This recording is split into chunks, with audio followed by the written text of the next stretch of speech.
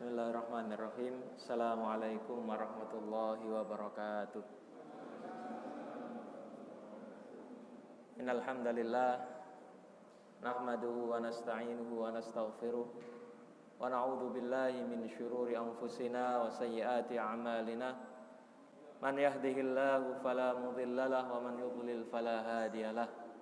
Asyhadu an la ilaha illallah wahdahu la syarikalah wa asyhadu anna Muhammadan abduhu wa rasuluhu la nabiyya wa la rasula ba'da. Amma ba'du, para jamaah Masjid At-Taqwa Pondok Permata Suci yang semoga senantiasa diberikan rahmat oleh Allah Subhanahu wa taala. Puji syukur kehadirat Allah Subhanahu wa taala pada malam hari ini kita bersama masih diberikan oleh Allah Subhanahu wa taala nikmat kesehatan, masih diberikan oleh Allah Subhanahu wa taala nikmat iman dan nikmat Islam, sehingga kita masih bisa menghadiri agenda rutin kita, yaitu agenda kajian rutin yang diadakan oleh Takmir Masjid PPS. Para jamaah sekalian, insya Allah pada malam hari ini kita akan melanjutkan pembahasan kita. Di pertemuan sebelumnya sudah kita bahas 3 jenis air ya. Yang pertama, berdasarkan kesuciannya ada air yang tahurun ya, air yang suci dan menyucikan. Kemudian yang kedua ada air mustamal, yaitu air yang bekas dipakai oleh orang yang bersuci, baik bersuci untuk hadas maupun bersuci untuk najis. Lalu yang ketiga adalah air yang bercampur dengan benda yang suci. Insya Allah pada malam hari ini kita akan melanjutkan pembahasan kita pada jenis air yang terakhir, yaitu air mutanajjis.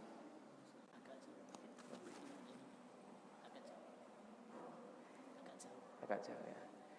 Jadi akan kita bahas jenis air berikutnya, yaitu air mutanajjis atau air yang terkena benda najis. Baik, langsung saja. Pertama, ya di kitab ini dijelaskan al-ma'ul mutanajjis. Air yang terkena benda najis adalah wa huwal ladzi waqa'at fihi najasatun ghairu ma'fuwin anha. Yaitu semua jenis air yang kecemplungan benda najis ghairu ma'fuwin anha, benda najis yang tidak dapat ditolerir ya. Jadi najis itu ada najis yang jenisnya dapat ditolerir, ada najis yang tidak dapat ditolerir. Jenis najis yang tidak dapat ditolerir atau najis yang ya kalau terkena benda berarti dia harus dibersihkan, harus dihilangkan. Misalnya dicontohkan di sini kadam, seperti darah ya, darah yang mengalir itu contohnya. Kemudian wa qalilur raus itu artinya ar-raus itu kotoran ya, kotoran yang sedikit. Wa kanal ma'u raqidan qalilan. Nah, ini definisinya cukup spesifik. Wa kanal ma'u, dan air tersebut raqidan qalilan. Raqid itu artinya airnya menggenang ya, jadi bukan air yang mengalir seperti air sungai atau air laut, tapi air yang menggenang qalilan dan jumlah airnya sedikit. Nah, di pertemuan sebelumnya sudah kita bahas tentang ukuran air banyak dan air sedikit ya. Jadi air yang banyak itu ukurannya kalau menurut sebagian ulama ada yang berpendapat 2 kulla atau 270 liter sekitar itu ya. Nah, kalau air yang kategori seperti ini maka dikategorikan sebagai air yang najis. Fa in kana al-ma'u jariyan qalilan aw katsiran fa huwa tahirun la yunajjisu illa bi dhuhuri atharin najasati fihi. Kalau airnya jarian air yang mengalir seperti air sungai tadi atau air laut, ya. Au qalilan, baik sedikit airnya, ya. Au katsiron, atau airnya banyak, fahuwa thahirun, maka status airnya ini air yang suci, la yunajjisu illa bidzuhuri atharin najasa fihi. Airnya tidak berubah menjadi najis kecuali kalau ada tanda-tanda najis dalam air tersebut. Apa tanda-tandanya? Bitaghayyuri ta'muhu au launuhu au rihuhu. Dengan perubahan ta'muhu, rasanya atau warnanya atau baunya. Jadi kalau ada 3 unsur ini yang berubah menjadi unsur dari benda najis, maka sebuah air dikategorikan sebagai air yang najis. Nah, jadi ini yang dijelaskan beliau di kitab ini. Kemudian beliau membahas wa hukmul ma'il mutanajjis, hukum air mutanajjis. Annahu la yajuzu isti'maluhu fi raf'i hadatsin wala izalati najisin. Air ini tidak boleh digunakan fi raf'i hadats, dalam menghilangkan hadas, wala izalati najis, dan juga tidak boleh digunakan untuk menghilangkan najis. Jadi kalau status air ini sudah air mutanajjis, ya, dengan kriteria yang seperti itu tadi, maka tidak boleh kita pakai wudhu, atau tidak boleh juga kita pakai untuk menyucikan pakaian, menyucikan benda-benda yang lain, itu tidak bisa dipakai, ya. Lalu bagaimana? Ya, kita gunakan untuk keperluan-keperluan yang lain, misalnya ya mungkin untuk menyiram tanaman atau lain sebagainya, ya, bisa dipakai untuk seperti itu. Baik. Nah, supaya lebih jelas mungkin kita tampilkan ya slide-nya. Jadi seperti yang beliau jelaskan tadi, ini definisi air mutanajjis, ya. Jadi air diam yang bercampur dengan benda najis yang tidak bisa ditolerir seperti darah atau sedikit kotoran sehingga menyebabkan airnya menjadi sedikit keruh. Nah, itu air najis.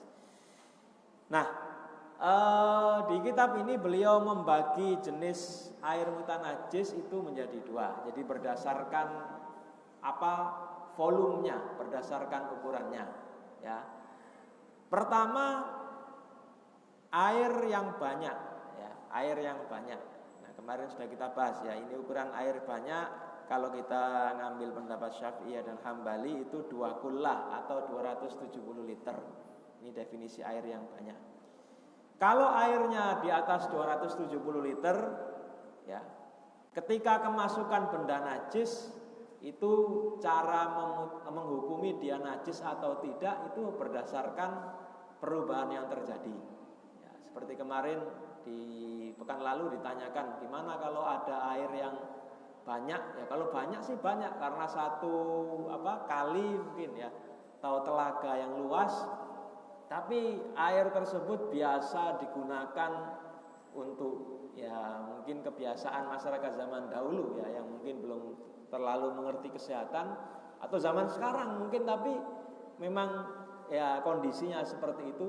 Jadi airnya dipakai untuk buang air di situ, kemudian mandi, mencuci. Nah, itu pertama, selain airnya tidak sehat, ya, tentu saja para jamaah sekalian.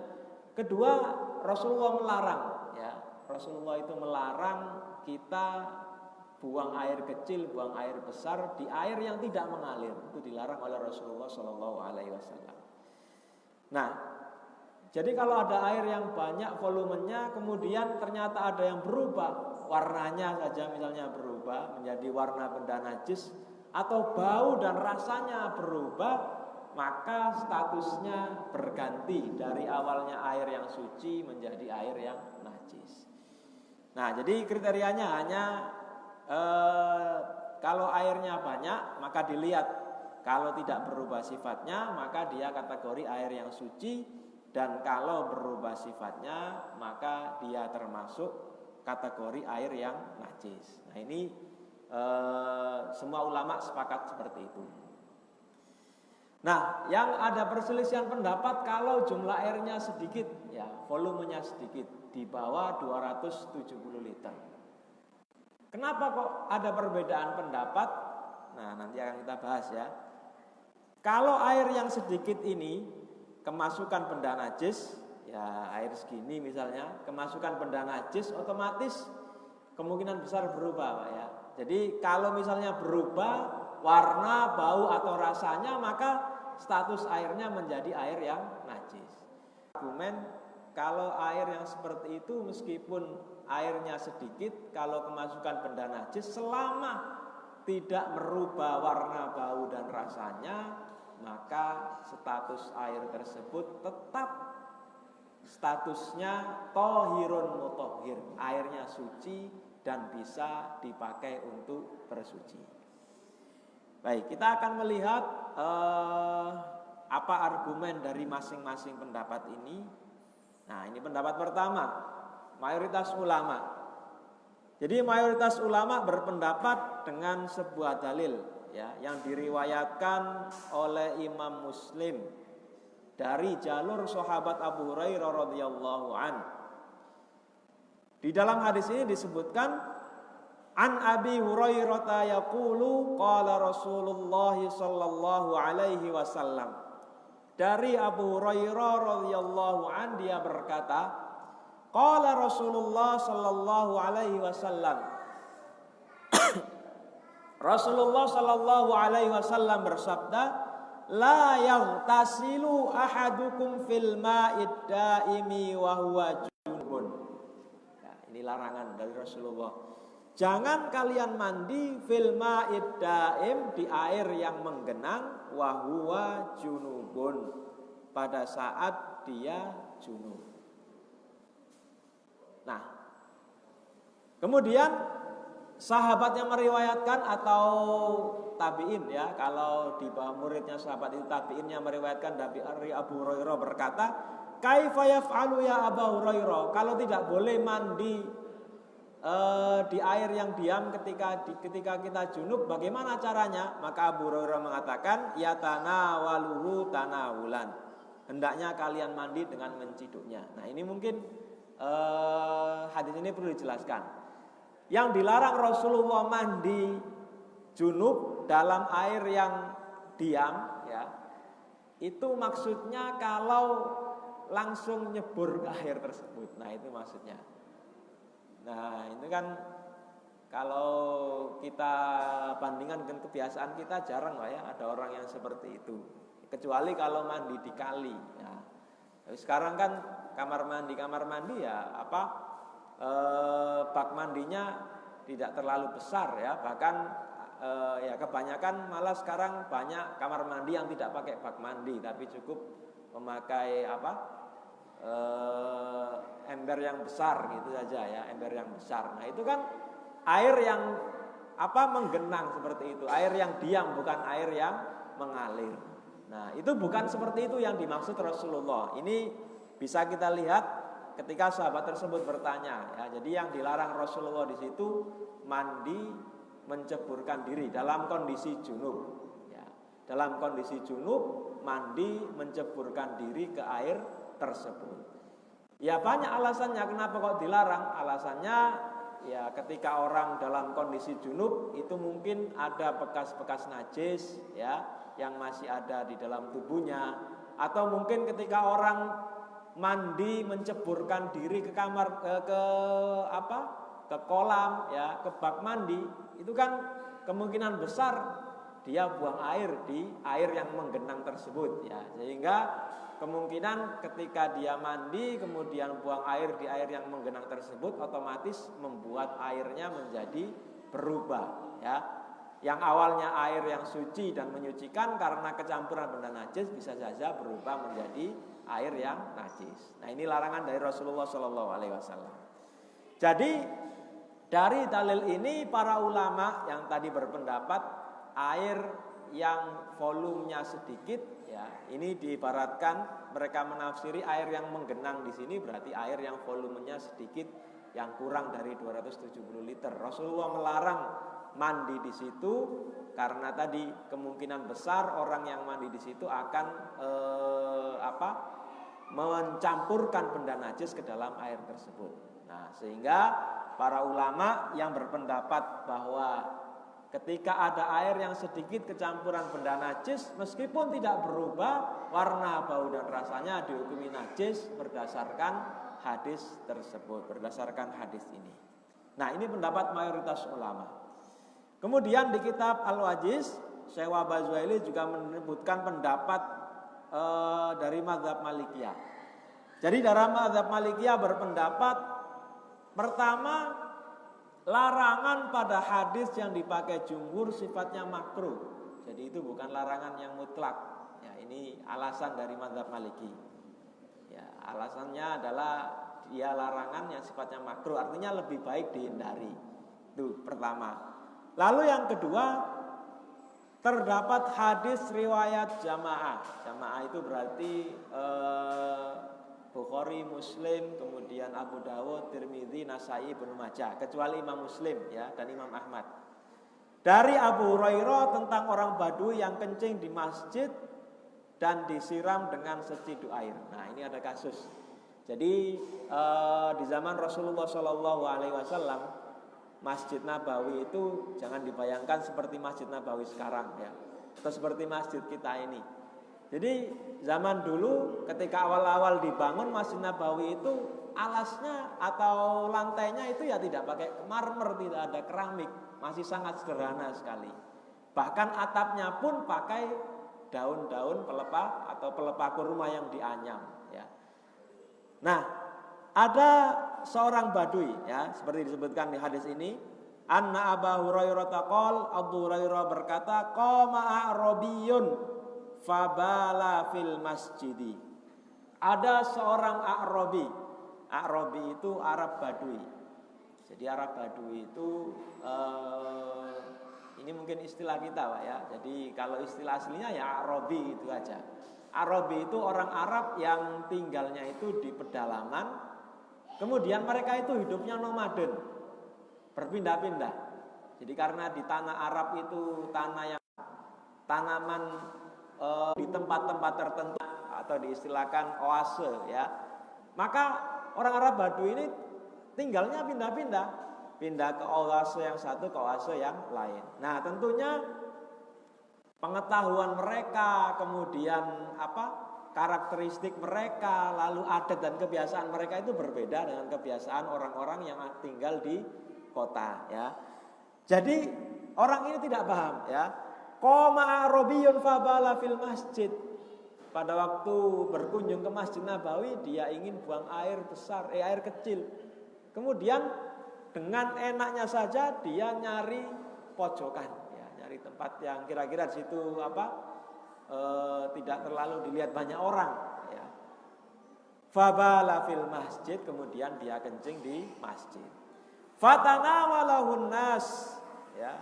Maka orang-orang pun, para sahabat otomatis bereaksi, loh kok ada orang kencing di situ, kok ada orang kok tiba-tiba kencing kok di masjid. Nah, ini bukan disengaja, maksudnya karena memang dia mungkin belum paham hukumnya ya.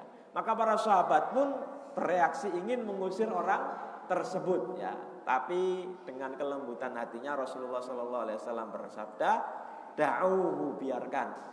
Tunggu dulu, biarkan sampai dia menyelesaikan hajatnya. Karena kalau dia posisi seperti itu kemudian diusir, ya, nanti kemana-mana najisnya ya, akhirnya. Nah, maka Rasulullah memerintahkan para sahabat membiarkan.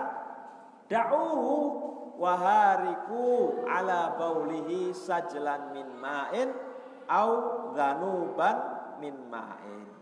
Biarkan sampai dia selesai dari hajatnya. Kalau sudah selesai, bekas air kencingnya tadi siramlah ya. Siramlah dengan setimba air ya, setimba air au dhanuban min ma, atau seember air. Jadi 1 ciduk 2 ciduk air disiramkan ke bekas air kencing. Nah, ini karena kencingnya di masjid yang belum ada keramiknya, karena posisinya medianya itu masih, alasnya itu pakai pasir biasa. Jadi kalau di disiram air, ya nanti ketika dibiarkan lama-lama kering, ya. Nah, itu cara menyucikan. Berbeda dengan kalau dia kencingnya di masjidnya seperti ini, Pak, ya. Jadi tentu saja cara menyucikannya berbeda. Tiba-tiba mati. Ya, maaf. Laptopnya tiba-tiba mati. Iya mungkin. Mungkin. Sambil dicas. Chargernya di dalam.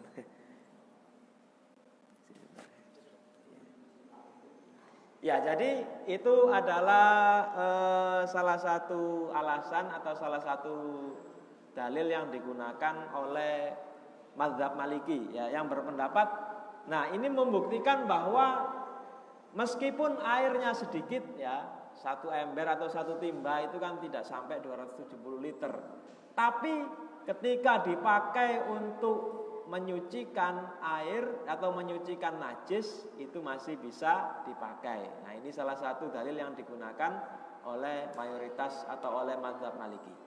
Lalu dalil yang kedua yang digunakan oleh para ulama dari mazhab Maliki, mereka berargumen dengan hadis yang kemarin atau pekan lalu sudah kita bahas tentang sumur Budho'ah, ya. Jadi sumur Budho'ah itu sumur tempat orang membuang najis, ya, membuang najis atau sumur yang banyak terkena benda-benda najis.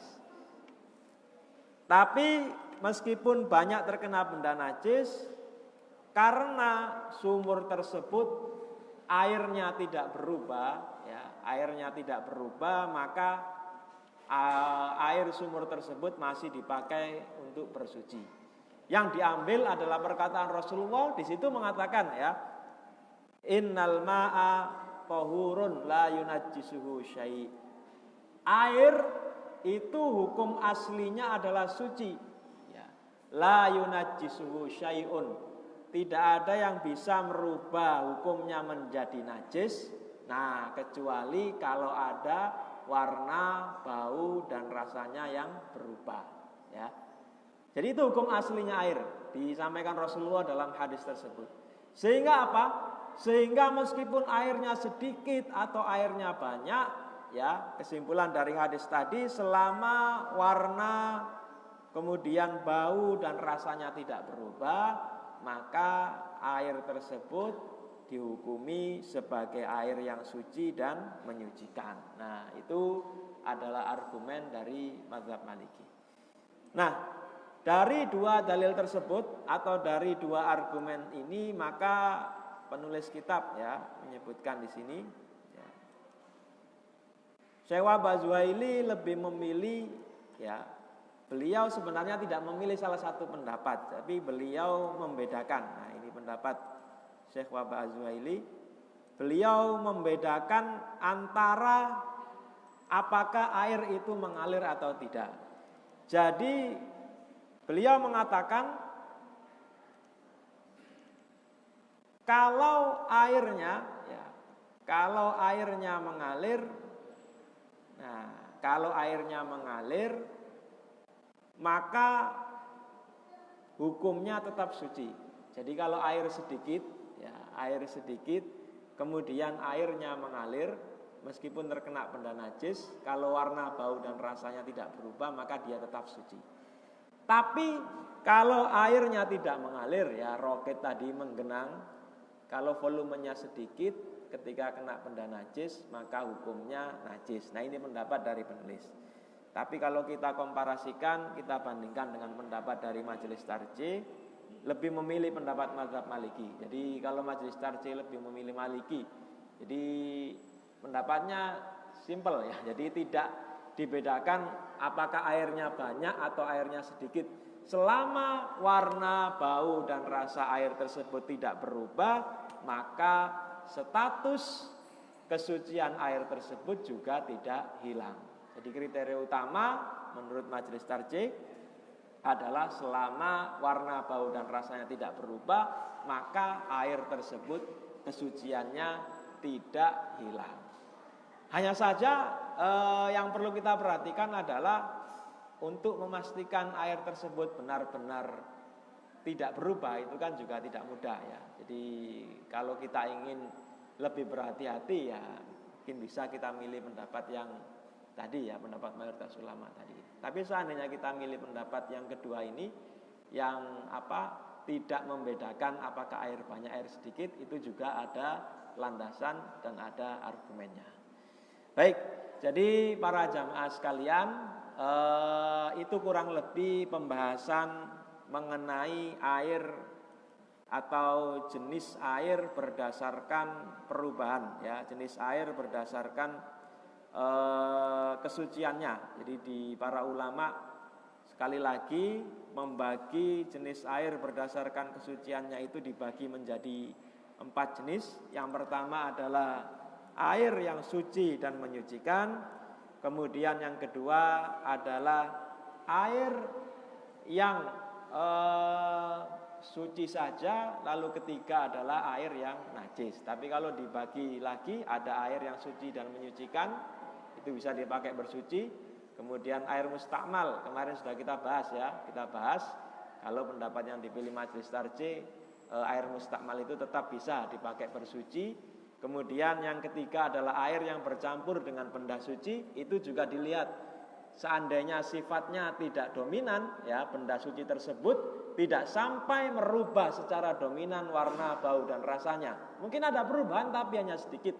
Tapi karena ini benda suci, maka para ulama sepakat hukumnya tetap suci dan menyucikan. Tapi kalau perubahannya dominan sampai rasanya berubah, yang awalnya awarnya tawar ya, kemudian karena dimasuki gula lalu menjadi manis, nah itu berarti sudah tidak bisa dipakai untuk bersuci lagi ya.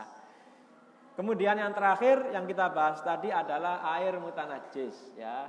Jadi air mutanajis itu kalau warna, bau dan rasanya berubah, baik airnya banyak atau sedikit, itu hukumnya najis. Tapi kalau airnya tidak berubah warna, bau dan rasanya, kalau banyak semua ulama sepakat najis, tapi kalau sedikit para ulama berbeda pendapat ya, seperti yang dijelaskan tadi.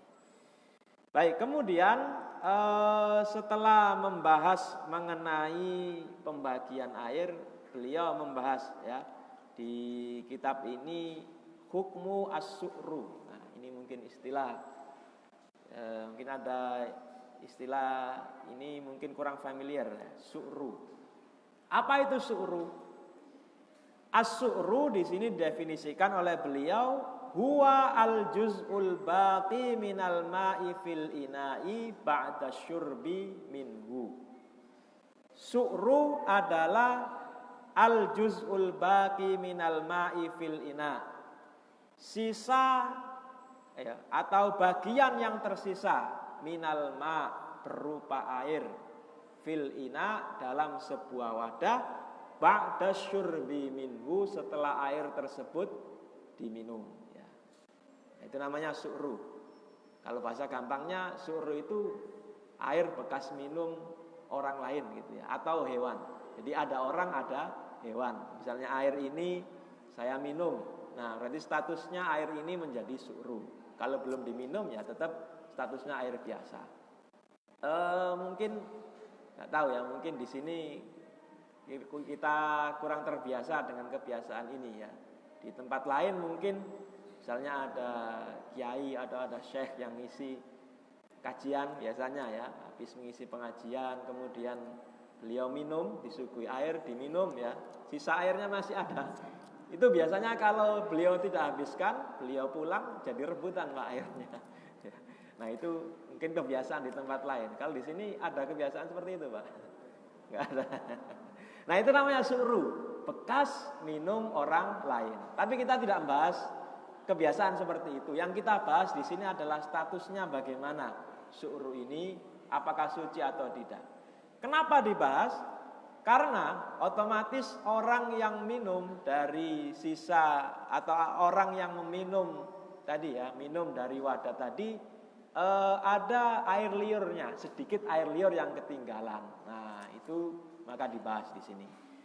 Pertama beliau membahas di sini, beliau bagi su'ru ini dibagi menjadi beberapa jenis ya. Pertama, su'ru manusia ya, su'ru manusia. Jadi bekas minum manusia. Ini bagaimana statusnya? Beliau sebutkan di sini su'rul adami, bekas minum manusia. Tahirun, hukumnya suci. Sawaun kanal adamiyu musliman au kafiron, junuban au haidhon, wa hadza muttafaqun alaihi. Nah, ini. Beliau mengatakan bekas minum orang lain itu hukumnya suci, sawaun kanal adamiyu musliman, baik orang itu muslim au kafiron atau kafir ya. Jadi muslim atau non muslim, bekas minumnya suci, su'runya suci. Junuban au haidhon, baik dalam kondisi junub atau dalam kondisi haid, itu tidak mempengaruhi kesucian su'runya atau kenajisannya. Wa hadza muttafaqun alaihi, ini hukum yang disepakati oleh para ulama. Li hadits Hudzaifah al-mutaqaddim, innal muslima la yanjus, wa hadits Abi Hurairah indal jamaah, subhanallah innal mu'mina la yanjus. Nah, ini berdasarkan dua hadis ini. Ini menjelaskan tentang hukum seorang muslim. Jadi Abu Hurairah pernah pada suatu waktu dia sedang dalam kondisi junub. Ya, dalam kondisi junub dan dia belum bersuci. Lalu di tengah jalan beliau bertemu dengan Rasulullah SAW. Nah, Abu Hurairah ini agak malu bertemu Nabi tetapi dalam kondisi tidak suci. Maka kemudian ketika melihat Nabi dari jauh, dia bersembunyi, ya, bersembunyi, pulang mandi dulu. Rasulullah melihat, wahai Abu Hurairah, kenapa kamu tadi kok ketika melihat saya dari jauh kok sembunyi kemudian menghilang? Wahai Rasulullah, aku tadi dalam kondisi junub. Nah, kemudian Rasulullah mengatakan, subhanallah innal mu'mina la yanjus. Seorang mukmin itu tidak najis. Berarti apa?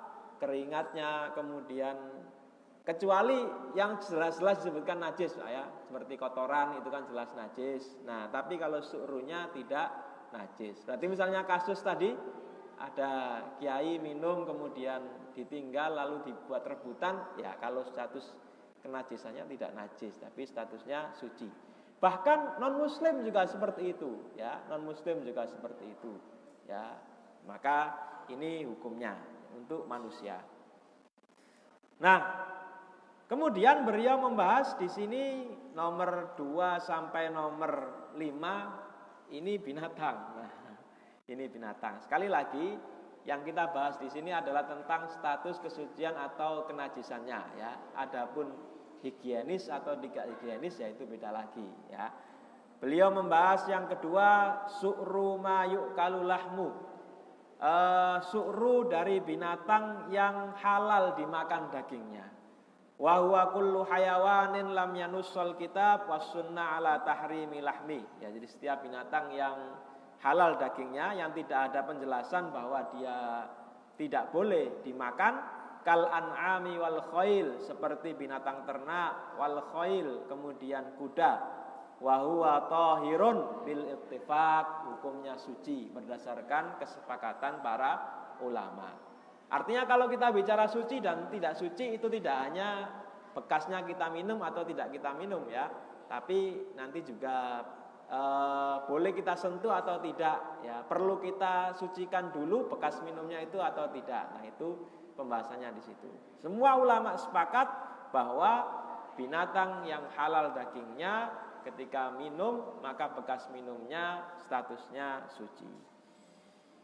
Lalu yang ketiga, su'ru ma la yu'kalu lahmuhu kal bighal wal hamir wasibaghil bahaim kal hayawanatil kasira min asadin wa namirin wa fahdin wa sibghin wa dhibin wa nahwiha.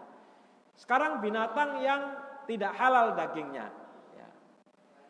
Seperti disebutkan contohnya, ini binatang-binatang besar ya, tidak boleh dimakan tapi jenisnya binatang-binatang besar. Kal bighol.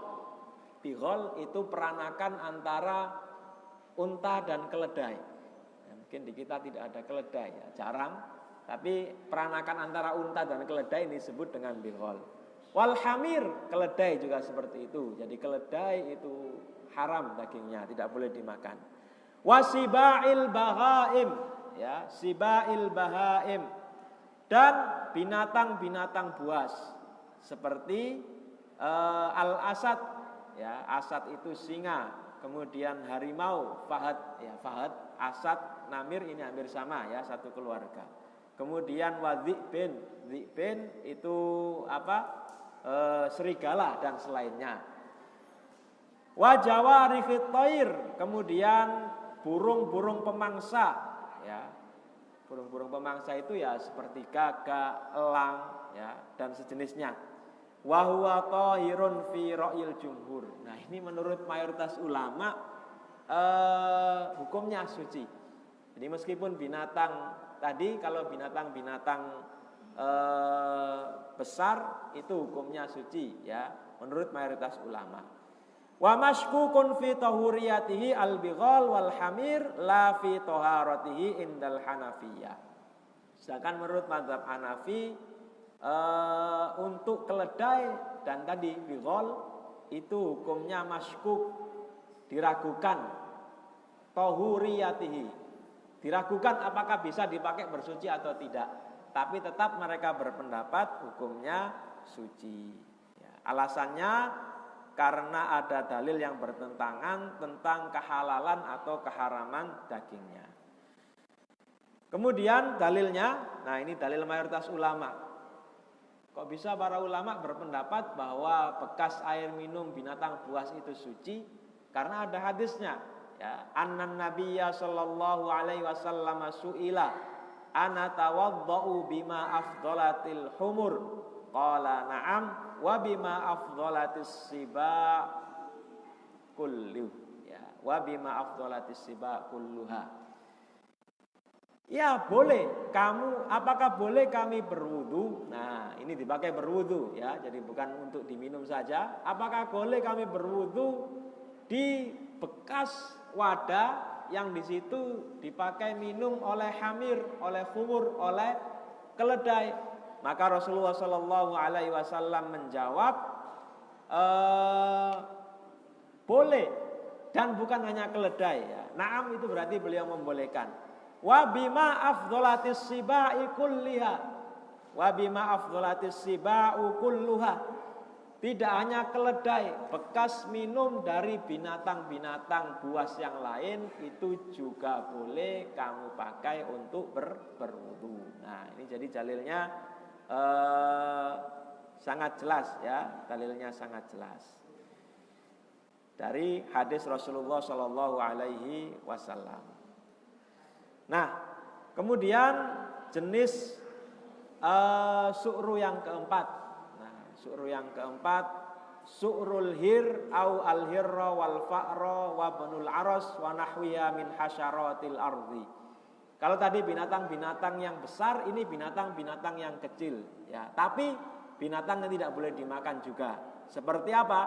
Kucing, kemudian tikus ya, serangga dan sejenisnya. Nah, ada hayat, ular, kemudian samul abros, tokek dan lain sebagainya. Dijelaskan hukumnya thahirun yajuzul intifa'u bihi wa yukrahu dzalika inda Abi Hanifah ma lam taron najasa fi famiha. Hukumnya tetap boleh digunakan untuk bersuci ya. Thahir, suci, tidak merubah status kenajisan air tersebut selama hanya sebatas di bekas minum saja. Jadi bukan di PPC Pak ya. Nah, kalau di PPC statusnya beda lagi. Jadi hanya bekas diminum. Misalnya kucing ya, yang di rumah suka melihara kucing, ada air dalam wadah kemudian dijilat-jilati. Nah, itu menurut mayoritas ulama hukumnya suci ya, hukumnya suci. Nah, ini ada hadisnya ya. hadisnya panjang, ya hadisnya panjang. Intinya di sini ada salah seorang sahabat yang berwudu, kemudian ada kucing, ya ada kucing yang minum dari air wudunya tadi, kemudian tetap dia lanjutkan wudunya. Nah ini berarti menunjukkan bahwa hukumnya tetap suci. Terakhir, su'rul kalbi wal khinzir. Nah, su'rul kalbi wal khinzir, su'ru atau bekas minum anjing dan babi. Wa ma tuladu minhuma au min ahadihima, atau peranakan keduanya atau dari salah satu keduanya. Najisun. Nah, beliau jelas menyebutkan hukumnya najis. Bahkan najisnya najis mughalladha, ya. Li hadits Abi Hurairah radhiyallahu anhu fil kalbi anna nabiyya sallallahu alaihi wasallam qala idza walagal kalbu fi ina'i ahadikum falyurikhu thumma liyaghsilhu sab'a marrat. Jika ada anjing yang menjilat fi ina'i ahadikum pada salah satu bejana kalian, ya, pada salah satu wadah tempat makan atau tempat minum kalian, falyurikhu, maka buanglah, ya, bekas makanan yang ada di tempat makan atau tempat minum tersebut. Tsumma liyaghsilhu sab'a marrat, kemudian cucilah 7 kali. Di hadis yang lain ada tambahan ulahunna bit turab, ya, dari 7 kali itu salah satunya dengan menggunakan media tanah. Wa ammal khinzir, itu kalau anjing, ya. Kalau babi bagaimana? Wa ammal khinziru fayuqasu 'alal kalbi bal huwa aswa'u halan minhu li khubthihi wa qadaratihi wa najasati 'ainihi bi nasil Qur'anil Karim fa innahu rijsun. Nah, ini babi, ya. Babi ada nas Al-Qur'annya fa innahu rijsun. Babi itu jelas-jelas menurut mayoritas ulama hukumnya najis.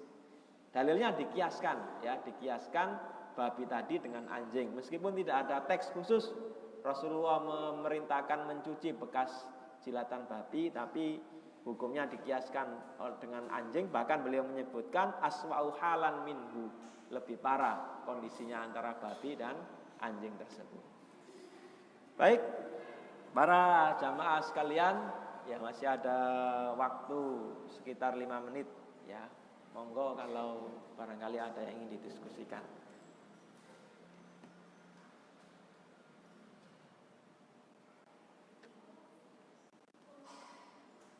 Tidak ada.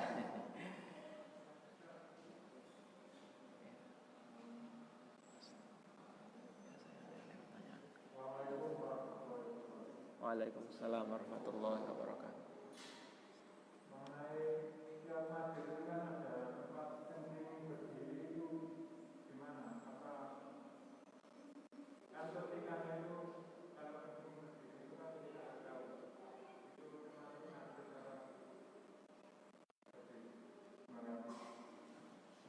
Ya, tentang praktek kencing berdiri, ya. Jadi kalau hukumnya sendiri, kalau hukum kencing dengan berdiri itu memang ada perbedaan pendapat di kalangan para ulama. Tapi ada yang berpendapat hukumnya makruh, ya, makruh. Jadi kalau bisa kencing dengan duduk, ya kalau bisa kencingnya dengan duduk. Tapi kalau terkait dengan kenajisannya, nah ini yang perlu kita perhatikan, ya. Jadi meskipun statusnya makruh itu kan lebih baik ditinggalkan, Pak, ya. Jadi kalau misalnya bisa kencing dengan duduk, ya dengan duduk, ya. Tapi kalau tentang kenajisannya, ya ini yang perlu kita perhatikan. Jadi kalau kencing dengan cara seperti itu, ya memang harus sangat hati-hati, harus hati-hati. Karena apa? Karena bisa jadi nanti ada bekas-bekas kencing yang menyiprat di badan kita. Nah itu kan kita tidak tahu, ya. Nah, jadi memang harus hati-hati kalau dengan cara seperti itu. Kalau pengen aman, ya kencingnya dengan duduk, gitu, ya. Ya memang di beberapa tempat kan memang menyediakan tempat kencing yang seperti itu, ya. Selain pertama itu najisnya bisa kecipratan badan atau kecipratan tubuh kita, Kedua juga secara aurat juga kurang tertutup ya, tempat kencing yang model seperti itu. Oke, jadi seperti itu.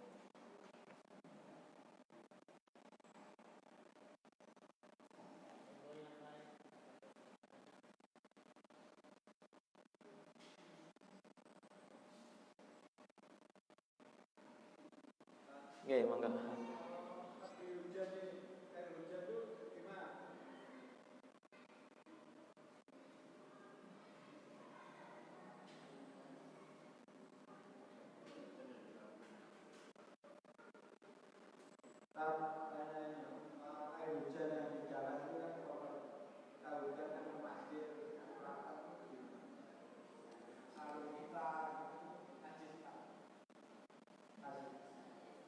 Ya, baik. Jadi kalau status air hujan itu kan air yang mengalir, Pak ya.